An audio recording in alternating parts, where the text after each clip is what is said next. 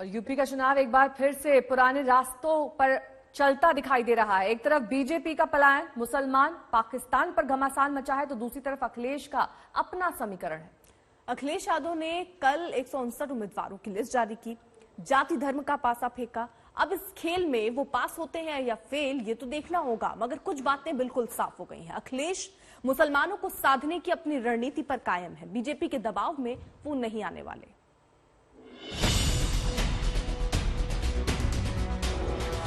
2017 के पहले प्रदेश में व्यापारी, संभ्रांत नागरिक और सामान्य नागरिक पलायन करते थे। 2017 के बाद अपराधी पलायन कर रहे हैं।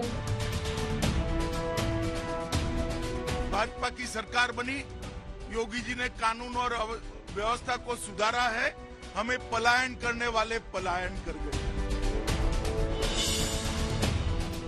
भारतीय जनता पार्टी हर पैतरा अपनाएगी चुनाव से पहले। भारतीय जनता पार्टी की कोशिश है कि चुनाव विकास पे नहीं हो। इन सुरों को सुनिए और समझ जाइए कि यूपी की चुनावी सियासत का सरगम क्या संदेश दे रहा है। पलायन की चर्चा होते ही अमित शाह की आवाज बुलंद हो जाती है। किराना है जहां पहले से लोग पलायन कर रहे थे। आज मैं जब राउंड लेने निकला, उन्होंने कहा मोदी जी की कृपा हो गई, भाजपा की सरकार बनी, योगी जी ने कानून और व्यवस्था को सुधारा है, हमें पलायन करने वाले पलायन कर गए। ये जो आत्मविश्वास उत्तर प्रदेश की जनता में मैं देख रहा हूं।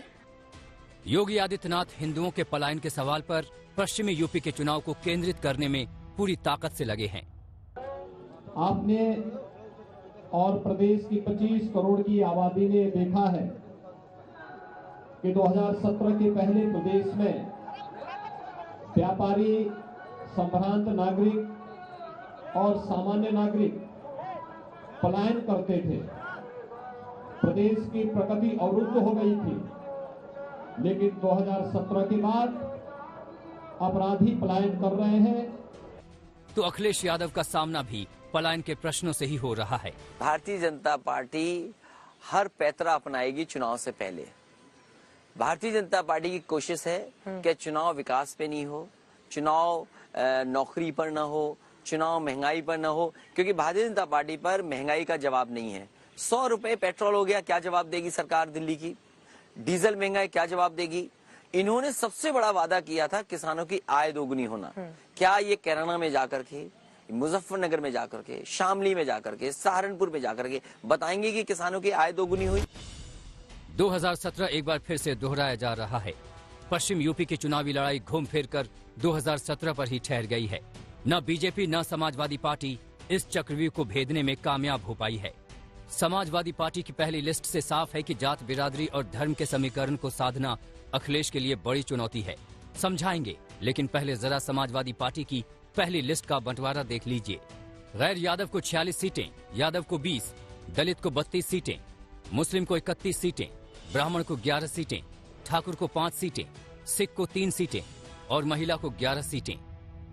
समाजवादी पार्टी की पहली प्रत्याशियों की 159 उम्मीदवारों की इस लिस्ट में जातिगत समीकरणों के साथ साथ ओबीसी और मुस्लिम फैक्टर साफ तौर पर नजर आता है।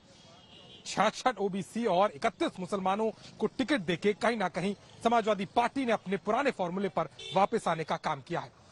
समाजवादी पार्टी को लगता है कि स्थानीय नेताओं और इस फैक्टर के जरिए कहीं ना कहीं 2022 की जीत को आसान किया जा सकता है। तो वही अखिलेश यादव भी बार बार इस बात को कह चुके हैं कि टिकट उसी को दिया जाएगा जिसकी जीत पक्की हो। समाजवादी पार्टी की पहली लिस्ट से साफ है कि अखिलेश को जाति और धर्म के तराजू पर दोनों पलड़ों के संतुलन में कितनी होशियारी और सावधानी दिखानी पड़ रही है। बीजेपी का रास्ता जितना साफ और खुला है, अखिलेश का उतना ही उबड़ खाबड़ और टेढ़ा मेढ़ा। मुसलमानों को ज्यादा टिकट तो जाट नाराज, जाटों को ज्यादा टिकट तो मुसलमान नाराज, यादवों को ज्यादा टिकट तो गैर यादवों में असंतोष, ओबीसी को ज्यादा टिकट तो सवर्णों में आक्रोश, सवर्णों में भी ठाकुरों पर विश्वास तो ब्राह्मण निराश। आज जब सरकार के पास कोई बात गिनाने को नहीं है, कोई काम गिनाने को नहीं है, तो हमारी लिस्ट पर सवाल खड़ा कर रही है। पूरी लिस्ट पे क्यों नहीं बात करते हैं? और माननीय अखिलेश यादव जी ने इस बात को साफ कहा है, जिसकी जितनी हिस्सेदारी उसकी उतनी भागीदारी। और समाजवादी पार्टी की लिस्ट में वो साफ दिखाई दे रहा है, हम सभी जाति धर्म के लोगों को प्रतिनिधित्व दे रहे हैं, जनता के बीच भेज रहे हैं। समाजवादी पार्टी की लिस्ट से पहले सबकी दिलचस्पी इस सवाल पर थी कि अखिलेश इस बार मुस्लिम या यादव का कैसा गठबंधन तैयार करते हैं।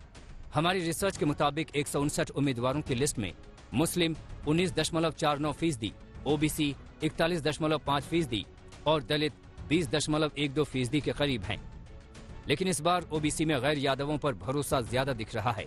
तो सवाल है कि क्या समाजवादी पार्टी की राजनीति यादववाद से अलग हटकर किसी और दिशा में आगे बढ़ रही है? कुमार अभिषेक, लखनऊ, आज तक।